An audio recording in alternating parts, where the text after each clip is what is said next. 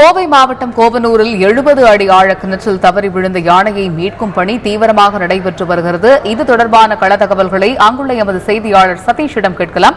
சதீஷ், கிணற்றில் தவறி விழுந்த யானைக்கு காயம் ஏற்பட்டிருக்கிறதா? அதற்கு பழம் மற்றும் தண்ணீர் கொடுக்கும் பணிகள் நடைபெற்று வருகிறது.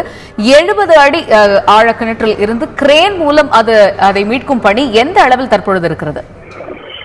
தற்போது பாத்தீங்கன்னா கோவனூர் பகுதியில் இருக்கிற சவுந்தரராஜன் என்பவருடைய தோட்டத்துல நேற்று இரவு ஒரு கூட்டமாக 10க்கும் மேற்பட்ட காட்டு யானைகள் வந்தது. அதுலதான் ஒரு யானை ஒரு 10 வயது மதிக்கத்தக்க ஆண் யானை தவறி இந்த கிணற்றுக்குள்ள விழுந்திருக்கலாம். இந்த தகவல் இன்று காலை தெரிஞ்ச, நேற்று கீழே விழுந்த யானை தகவல் இன்று அந்த பகுதியில அந்த முன்னெடுக்க சென்ற பொதுமக்கள் பார்த்துதான் வனத்துறை தகவல் தெரிவிச்சிருக்கிறாங்க. அதன் அடிப்படையில தான் வனத்துறையினர் 12 மணிக்கு மேல இதற்கான முன்னெச்சரிக்கை நடவடிக்கை இறங்கியிருக்கிறாங்க. தற்போது பாத்தீங்கன்னா இந்த யானை விழுந்த கிணற்றுடைய ஆழம் பாத்தீங்கன்னா 70 அடி இருப்பதனால அந்த யானைக்கு தலை மற்றும் கால்கள்ல பாத்தீங்கன்னா அடி பயங்கரமா பட்டுள்ளது. உடனடியாக இந்த யானையை காப்பாற்ற முடியாதுங்கிறதுக்காக அதுக்கு ஒரு எனர்ஜி கொடுக்கறதுக்காக தண்ணி, வாழைப்பழங்கள்,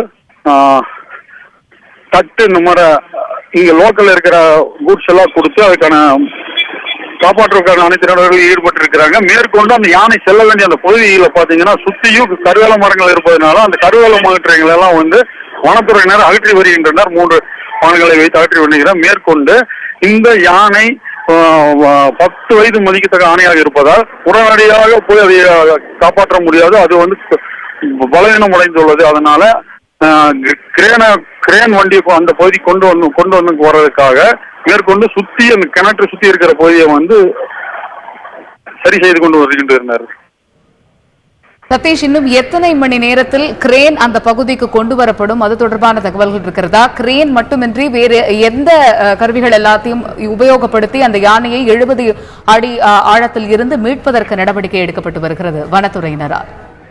வனத்துறையினர் தற்போது கிரேன் மூலம் மட்டுமே அந்த யானையை எடுக்க முடியும் என்று யோசிச்சு செய்து கொண்டிருக்கின்றனர். ஆனால் இந்த யானையோடைய பலகனம் எப்படி இருக்கும் தெரியலாதனால இப்ப சத்தியமங்கலத்திலிருந்து வன மருத்துவர் அசோகன் என்பவர் சம்பவத்துக்கு வந்து கொண்டிருக்கிறார். அவர் அந்த யானையை பரிசோதனை செய்து எப்படி பரிசோதனை செய்வாங்க அப்படின்னு பாத்தீங்கன்னா லாங் டிஸ்டன்ஸ்ல இருந்து ஊசி மூலயமா அதுக்கு மருந்து கொடுத்து அதுக்கு எனர்ஜெட்டிக் மறுபடி கொடுத்து அது தெளிவா நிற்கும் அப்படின்னு தெரியுங்க சமயத்துல மட்டும்தான் மேற்கொண்டு இந்த யானைக்கு என்ன பண்ண முடியும்னு சொல்றாங்க.